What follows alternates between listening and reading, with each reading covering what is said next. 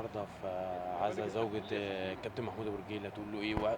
وأكيد أجيال ورا أجيال في الزمالك، أولاده وأبنائه وإخواته ومواساة. بص، يعني انا كابتن ابو رجيله بالنسبه لي انا والدي، لان انا اول واحد لمست الكوره معاه او اول ماتش رسمي لعبته هو اللي طلعني كابتن ابو رجيله.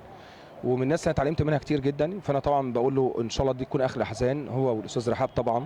وطبعا ربنا يصبرهم على الفقيده ان شاء الله، ويكون دي اخر احزان باذن الله. كابتن ابو رجاله يعتبر في مقام اخونا الكبير ووالدنا، وطبعا الراجل ده راجل محترم جدا، وراجل احنا كلنا بنحبه وبنقدره. كان له تاثير علينا واحنا بنلعب، وكان له تاثير علينا حتى في مسيرتنا التدريبيه.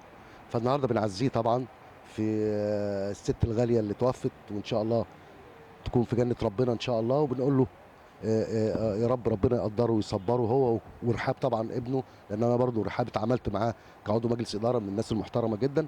فان شاء الله تكون دي اخر احزانهم ان شاء الله. يعني متربيين عنده، وهو متربي معانا. هو كان صديق للوالد وكان زميله في الملعب وطبعا كابتن برجيل بقى في حاجات حلوه طبعا الواحد بيتكلم فيها، يعني لازم نديله حق الراجل. لكن طبعا يعني احنا يعني الناس كلها بتحبه. اولا بيجامل كل الناس بالمواقف الصعبه قبل المواقف الحلوه و يعني عايز اقول انه ما شاء الله يعني محبوب قوي، واحنا كلنا اولاده. وانا يمكن اول واحد اكتشفني في الملعب كابتن ابو رجيله واداني فرصتي كلاعب. وطبعا يعني غير كده ان هو يعني في عشره وفي صداقه بين العائلتين، يعني عائله الكابتن ياكن المرحوم كابتن ياكن وعائله الكابتن ابو رجيله. فيعني في حاجات كتير يعني.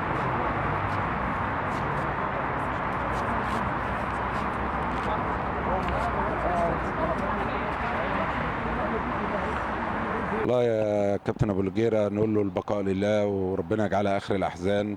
وكابتن ابو الجيره شخصيه جميله، له فضل على كل الوسط الرياضي. اقول بقاء لله.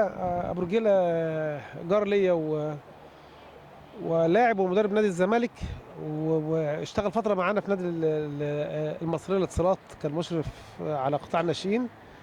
الحقيقه شخصيه الكل اجمع على حبها، يعني راجل ودود وجميل ومجامل وبيحب الناس، والناس كلها بتحبه. انا امبارح كنت في الجنازه في مسجد السيده نفيسه. الحقيقه انا شفت المئات من الرياضيين وغير الرياضيين جايين يشاركوا العزاء في رفيقه عمره عليها رحمه الله. يعني اقول البقاء لله وربنا يجعلها اخر احزان. الحقيقه الناس كلها بتحبه، وانا سعيد جدا ان انا اشوف واحد يعني لا يملك لا منصب ولا جاه، والناس جايه له حبا في الله. البقاء لله.